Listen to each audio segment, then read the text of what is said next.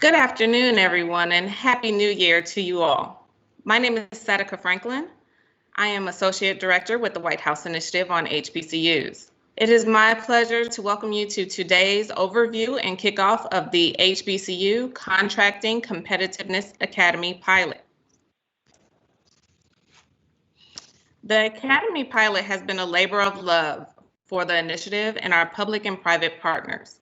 This free, year-long virtual institutional capacity building academy will be powered by you. It will be what you make it. Before we begin, let's take a quick look at the agenda. You see, there's quite a bit of material to cover, so we will not belabor the point. Though your lines are currently muted, there will be 2 instances in which we will ask that you unmute and activate your cameras. The first is right now, as we collectively take the Academy Pledge.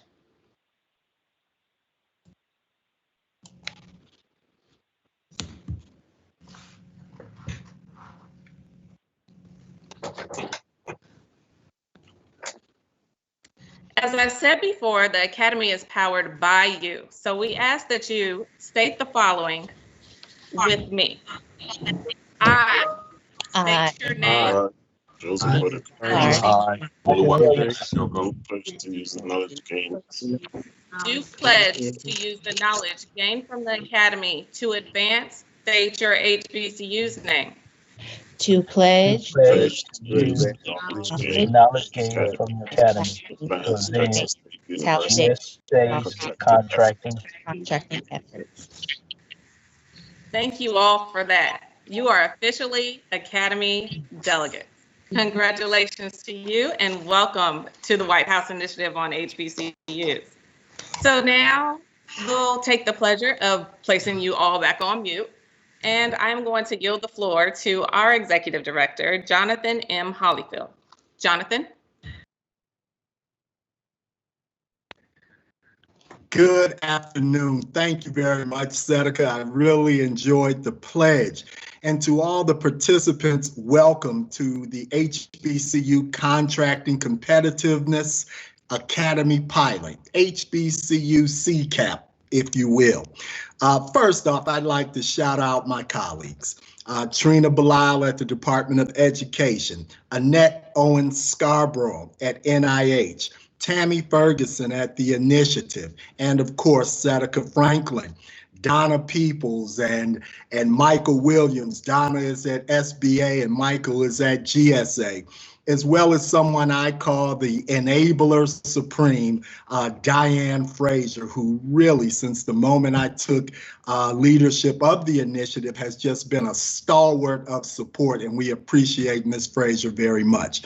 Very quickly, just to kind of level set,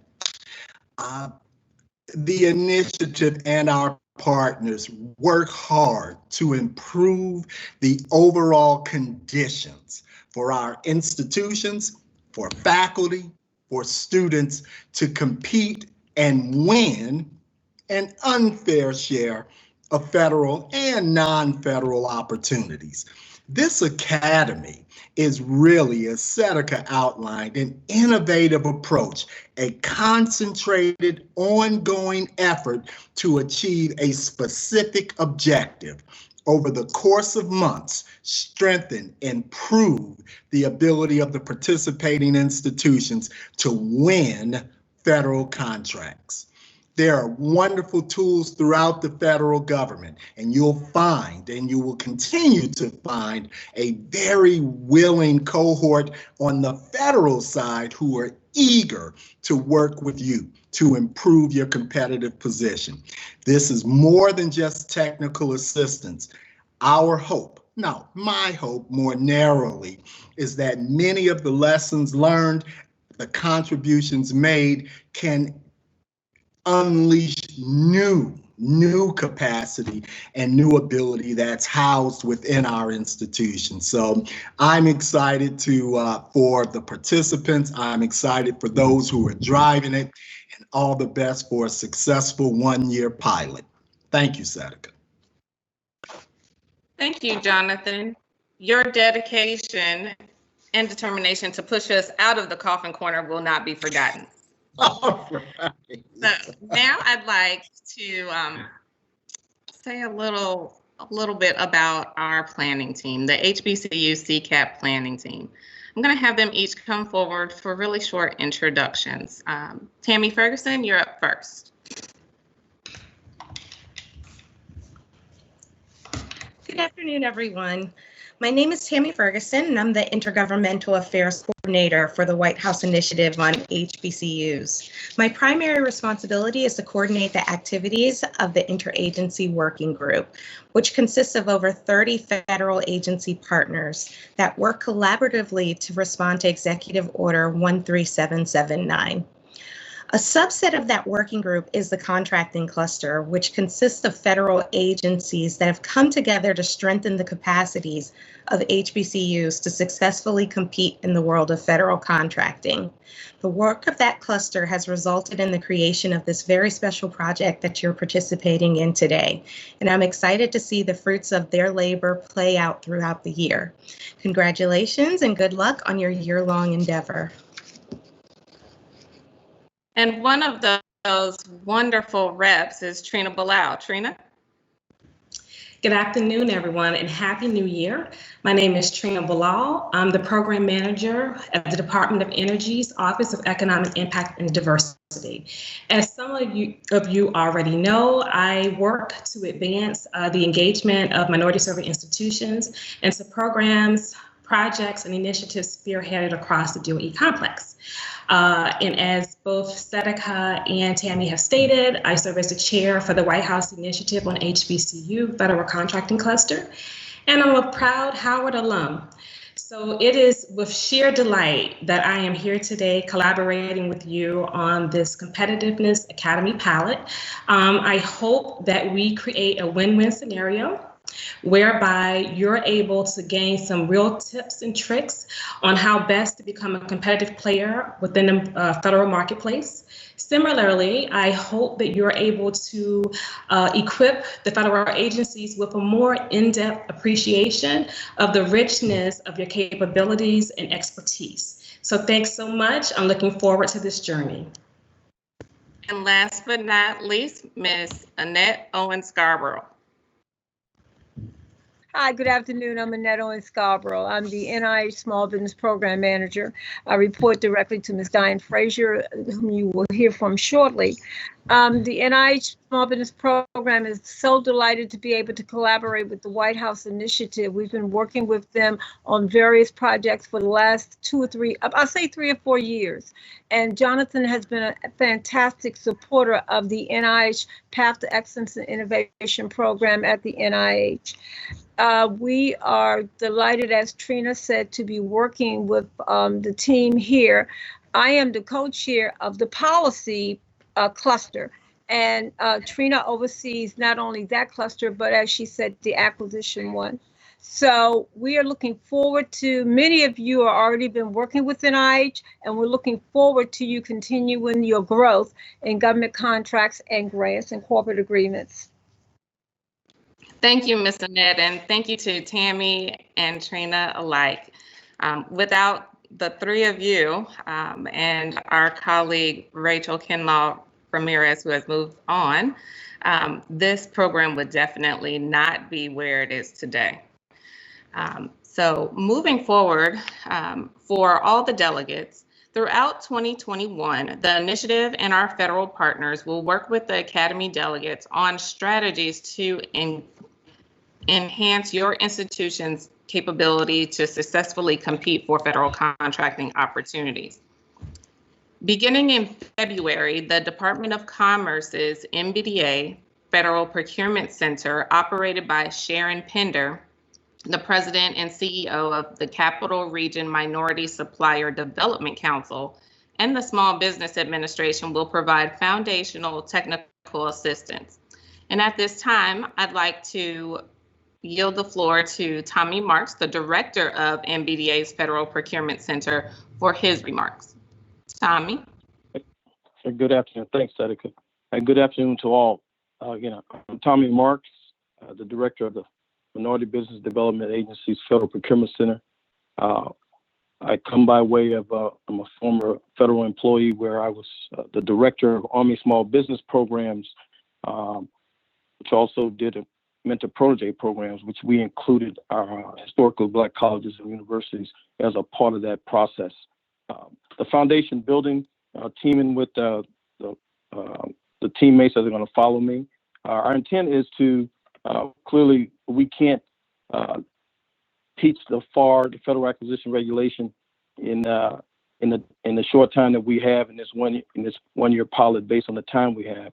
But we intend to bring to you those key elements from the Federal Acquisition Regulation that is a need to know in order to better position yourself to be competitive in the federal contracting market, which is another revenue stream that clearly can be tapped into with some patience. It's not easy, and I'm sure you all know that, but we intend to bring that to bear. And we will start, as Sedeka said, in February, and we'll kick off with federal contracting and its potential revenue stream for historical Black colleges and universities. We're putting a small program together on that for February 18th, and to share the information that we know that sometimes the universities are not aware of in that space. But there's about $600 billion just this past fiscal year in the government that was spent, and this is not counting COVID dollars. This is just normal operations at the end of the fiscal year in September 30th this past year 2020. And so we believe, clearly we know that there's opportunity for historical Black colleges and universities to play in that pool. And then we'll follow up in March with how to effectively market to the federal government, and more details on that will follow. But we look forward to it. Again, it is we know that universities do a lot with grants, and that's one source of revenue, but contracting can definitely bring another piece there. Sedeka. Thank you, Tommy. And now Donna Peebles, Associate Administrator, Office of Business Development at the U.S. Small Business Administration. Dr. Peebles. Hi, this is Antonio Doss. I know Donna was on initially, and I know she's in a location that may not have the best reception, so we may not have her on directly right now. If she comes on, she can certainly interrupt me. Donna, are you on? So I work at the Small Business Administration as well, and I am the director of our Washington Metropolitan Area District Office, and I work very closely with Donna and her team around the 8A Business Development Program in particular.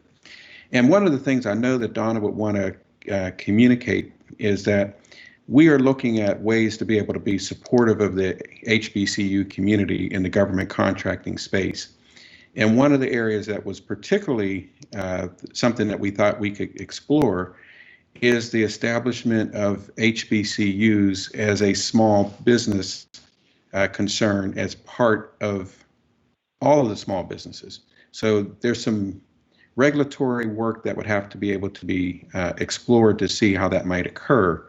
But we think that could be potentially one way to get us in a position where we can provide greater support and assistance to to HBCUs in particular. The other thing I do want to just share with you briefly is that we're also working with HBCUs in a number of other ways. And I'll just quickly point out that our Small Business Development, our district office has embarked on a partnership with Bowie State University to help us assist their students with internships and mentorships. And we're working with this particular program through our Emerging Leaders Alumni Business Collaborative, which is a group of businesses who have graduated from our Emerging Leaders program. So we're already having good success with that. We've had the Dean of the School of Business come on board to share information, and we've got business owners, CEOs who are already stepping up. We think that that will be a great way to get business experience and entrepreneurial experience in front of our HBCU students. I believe Donna may be able to be heard at this point. Donna, did you come back online? Yes, can you hear me? Yes. Great. Thank you for your patience with that technological challenge. I just wanted to echo the sentiments of my colleagues and what Antonio has shared. We are excited in support of this pilot. What an ideal, valuable commitment for all of us to come together and collaborate and communicate and connect to explore all of the things that Jonathan just mentioned earlier. To add to what Antonio said, this pilot is an ideal venue to maximize that participation from all of you and your colleges and universities. And I will say that the SBA is invested in taking a look at our federal regulations to explore ways to best incorporate HBCUs and the involvement in the federal procurement process, really to get to what Jonathan mentioned earlier, which is to improve the conditions under which HBCUs participate. So we're on board, excited and ready to go. That's what I wanted to share today. Thanks so much. Thank you to both Donna and Antonio from the Small Business Administration. We are certainly looking forward to those sessions. So beginning in Thursdays in 2021, we will incorporate agency-specific offerings provided by NIH, NRC, GSA, the Department of Energy, the Department of Transportation, and the U.S. Air Force Research Laboratories. So now we'll hear from a few of them. First up, Michael Williams. Michael, would you come forward, please? Good afternoon, and thank you so much. GSA is delighted and excited to be a part of this cluster initiative within the White House Initiative on HBCUs. What we bring to the table, and I would just like to just quickly share that as an agency, we have a panel of personnel or champions to include the Office of Small Disadvantaged Business Utilization Program, as well as our Information Technology category and our Professional Services Human Capital category, with experts in the contracting field to assist HBCUs to expand and answer questions on the roadmap, or better known process, of how to obtain or to navigate access to the GSA Multiple Award Schedules program. We're here to answer as many questions that you may have on how to get on the GSA Multiple Award Schedule in order to do business in the federal space. Thank you. Thank you, Michael. Following Michael is Diane Frazier, Director of the Office of Acquisition and Logistics Management from NIH. Dr. Diane. Good afternoon. Good afternoon. So thank you to the Federal Contracting Cluster for developing and launching the CCAP. I'm really encouraged by this innovative approach to increase the equitable opportunities for HBCUs to participate in federal acquisitions. As the NIH head of the contracting activity, the White House Initiative for the HBCU CCAP has my full support for HBCUs seeking procurement opportunities at the NIH. Just for your information, the NIH is the largest biomedical research organization in the world.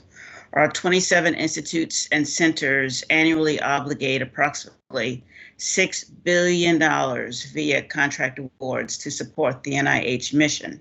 This year with COVID, it was closer to $10 billion. Yet currently less than 1% of NIH's contract awards are obligated to HBCUs. Since 2015, we have collaborated with acquisition officials to navigate the federal procurement process and policies to increase our awards to 1% and beyond through outreach and training activities with our Path to Excellence and Innovation, PEI pilot initiative. The PEI's initiative's goals are to empower historically Black colleges and universities with the knowledge, resources, and skills they need to effectively compete for contracts and win partnership opportunities within the National Institutes of Health. Partnering with the business community, the PEI program encouraged the pilot schools to team with established businesses who could support the HBCUs with navigating the sometimes complex federal acquisition process. So the NIH PEI pilot initiative has ended. Our plan, starting tomorrow, is to open the application process for what we're calling the FY 2021 PEI 2.0 cohort. Applications must be submitted by February 12th, 2021 to the PEI database. The PEI 2.0 initiative is scheduled to launch on April 8th, 2021. If you would like more information about the PEI initiative, please email the NIH Small Business Program Office, and we'll send you a fact sheet and a white paper on the program. And while Ms. Annette Owen-Scarborough is on the is also part of this program, she is also available to answer more questions regarding our PEI 2.0 initiative. Thank you. Thank you, Diane. And for all the HBCU delegates on the line, that PEI 2.0 information will be sent to you tomorrow as a follow-up to this meeting today. Next up, the U.S. Nuclear Regulatory Commission, Anthony Tony Briggs, the manager of the Small Business Program Office. Thank you, Seneca. Welcome, everyone, and thank you for the opportunity to participate in this important program. I want to give you a preview of what I will be discussing in March. I will introduce the agency, discuss what we buy and how we buy it, our role and services we offer to assist you in identifying prime and subcontract opportunities, totaling nearly $250 million each year, explain the free resources available for you to expand your footprint into the federal marketplace, showcase our business intelligence tool via a live demo that allows you to view the majority of our contracts instantly online without going through the FOIA request process, highlight some upcoming contract opportunities, and close with how you can contact the program to continue the conversation on how to grow your business in the federal sector. Thank you again for the opportunity to speak with you in March, and I look forward to supporting your successful future supporting the program. Thank you. Thank you, Tony. And last but not least, Othaline Lawrence from the Department of Energy. She is an environmental scientist and senior empowerment program lead.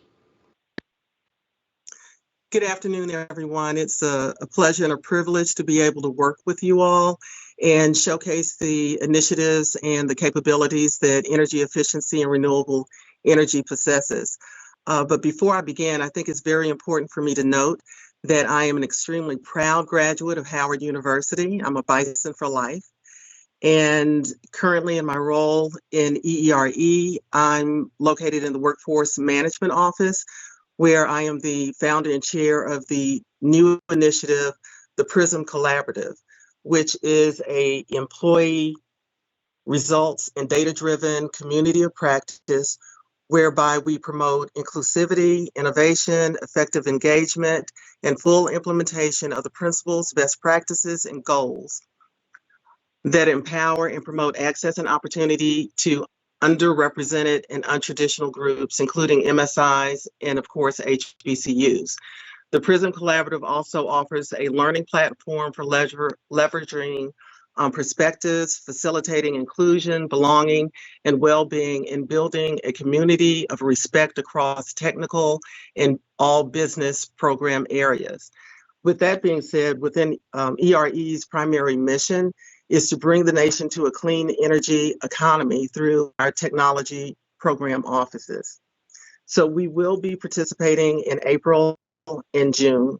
Our program offices are extremely excited and ready to further engage and have long-standing relationships with HBCUs as well as MSIs. Those technology program offices that will be participating include advanced manufacturing, our bioenergy office, hydrogen fuel cells, solar energy, water power, and buildings. In April, some of the things that we will cover include our historical engagement and partnership with HBCUs, our upcoming FOAs, current and projected initiatives to increase diversity, equity, inclusion, and belonging, some more information on our PRISM Collaborative, and system-specific registration requirements such as in Fed Connect and EPIC, the application process, and other resources. So that's what we have for you in April. And then in June, we wanted to do a brief recap of our April discussion and also check in with HBCUs on how things are going with the information that we shared in April. And in addition, offer any additional insight on upcoming initiatives that may be present and available based on the new administration's priorities and goals.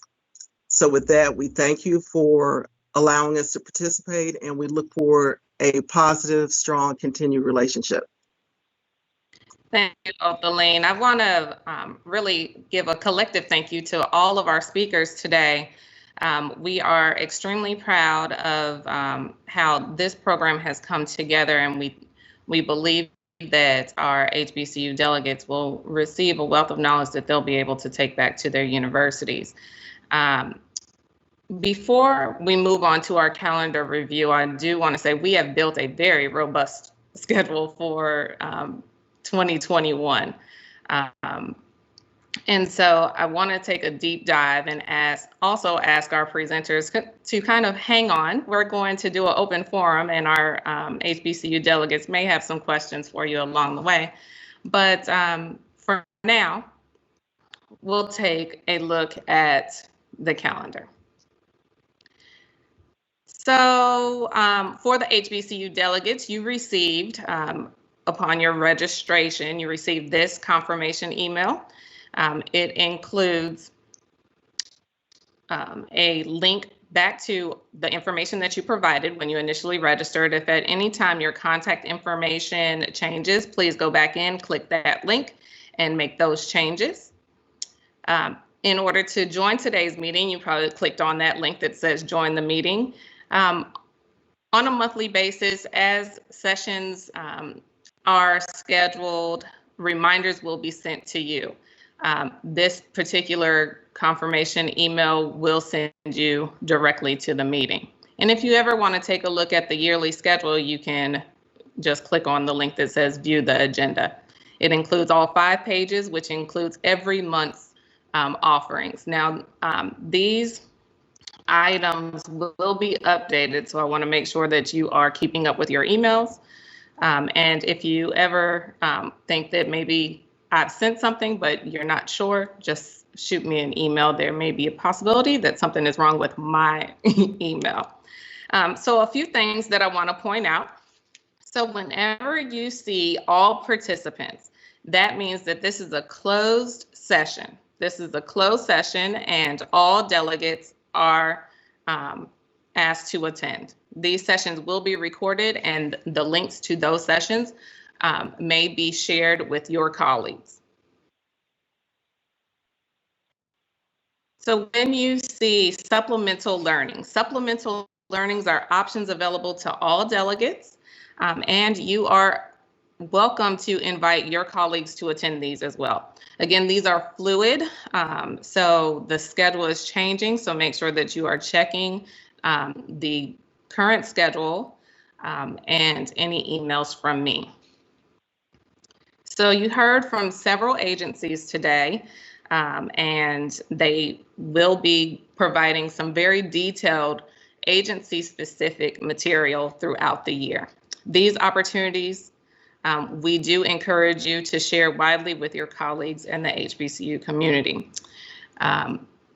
Additional information and speaker information will be updated within the schedule.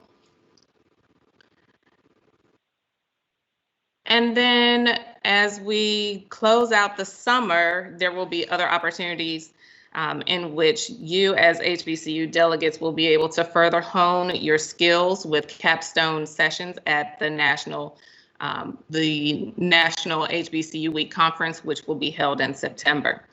And we are going to strongly encourage you through your development over the course of the year to participate in our contracting cluster sessions, as well as our HBCU Industry Day, which has been hosted by NIH for the last 3 years. So I know you've heard a lot of talking, a lot of sharing of material here. So this is our time for open forum. So I'm going to pause. If you have a question or a comment, I ask that you select the little hand icon at the top of your screen. I will call upon you and then ask that you unmute yourself, introduce yourself, and state your question or comment. So as folks begin to queue up, I will open the chat so that I can make sure that I see if there are any questions in the chat as well.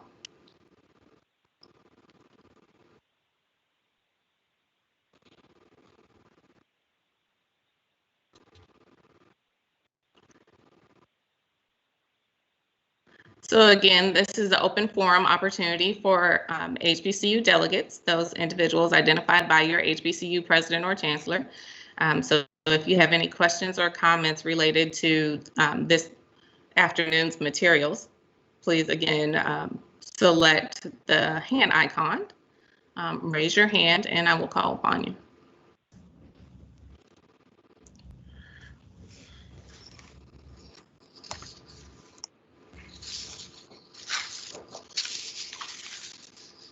And I see we have a hand raised. Charles Elliott, if you would, unmute yourself, introduce yourself, your institution, and your question or comment.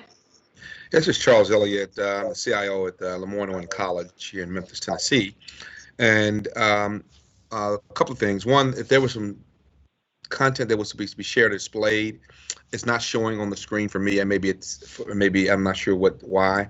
But secondly, and if you can get that and attach that to the chat, it'd be great. Secondly, is as a small HBCU with this competitiveness, will there be some consideration, because HBCUs are different sorts. We're several hundred versus several thousand, like some HBCUs. How does that play into this competitiveness pilot as we go forward? How will we be able to do this? Because sometimes alone would be tough for us to go about it. Will there be consortiums or cohorts put together, or will there be things small enough for us to go after by ourselves, or will we be? How would that be? How would that go forth? So that's a great question, and our concept with this academy. This is Seneca Franklin. I'm sorry, I turned my camera off. So our concept with this academy is to really put in a ground floor under all 101 institutions. And this will better enable you to begin to seek those contracting opportunities. We are not asking federal agencies to do any set-asides for our community. The current contracting forecasts that are established each year in the federal budget identify what agencies are seeking in terms of services or goods from private industry. And those are the things that we want to make sure that we are linking HBCUs. We are taking the capabilities, the strong and enhanced capabilities of HBCUs and marrying them with what the federal government is looking for. And again, those are all, you'll hear from Tommy later on throughout the year, but these elements are all listed on one database and they come up fast and furious. Seneca, could I add something to that for you? Absolutely, Ms. Hi, Mr. Elliott and Nat. Mr. Elliott, this is Annette Owen Scarborough. as a small HBCU, what I would encourage you to do as you're learning the acquisition, the ABCs of the acquisition process, I would recommend you also team with either some small businesses or a small business that can help mentor you, as well as Sedeca pointed out, Tommy Marks from MBDA has a cluster of businesses that are looking to match themselves, their capabilities with yours, so that you can also become start out as a subcontractor, build a teaming relationship until you are able to your capabilities are strong enough to go out as a prime contractor. That's the purpose of this whole initiative, is to build capacity with the HBCUs so that you will be able to pursue government contract opportunities. Okay, thank you. And this is Tommy. Yep. Go right ahead. Yeah, this is Tommy. To echo what both Sedeca and Annette said, I mean, the purpose of the pilot is so we bring awareness to you about the federal process and then opportunities. But what I can tell you, and I think my colleagues will echo this, is that in the federal government today, especially with category management, which is the current policy, even companies have to team together in order to get a lot of the requirements done. Very briefly, this is Jonathan. Charles, great insights, and you kind of answered your own question. The kinds of things that you described, I would encourage you to continue to raise them throughout the process. Feels to me like this pilot is a great forum to further explore Tyson's Corner. To further explore and test those kinds of concepts. The way you're thinking about it sounds exactly like the underpinning rationale for this academy as well. And also,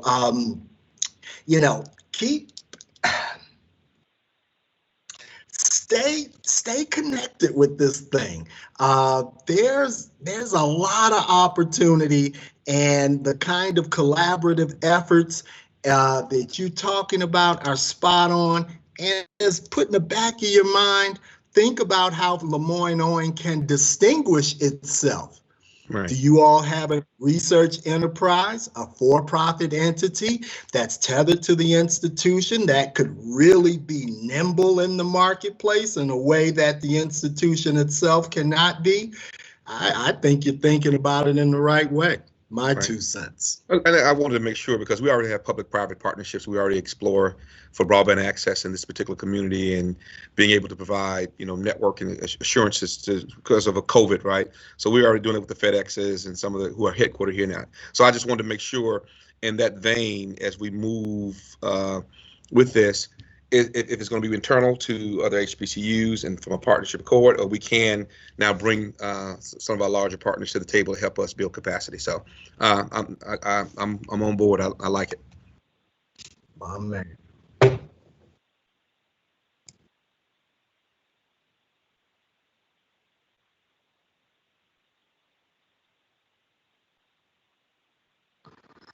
I am notorious for mute. So if you see my mouth moving, it's probably because I'm on mute and trying to talk to you all. So, Charles, thank you for that question. I hope that, by no means of disrespect, I hope to be on a first name basis with everyone as we navigate through this year.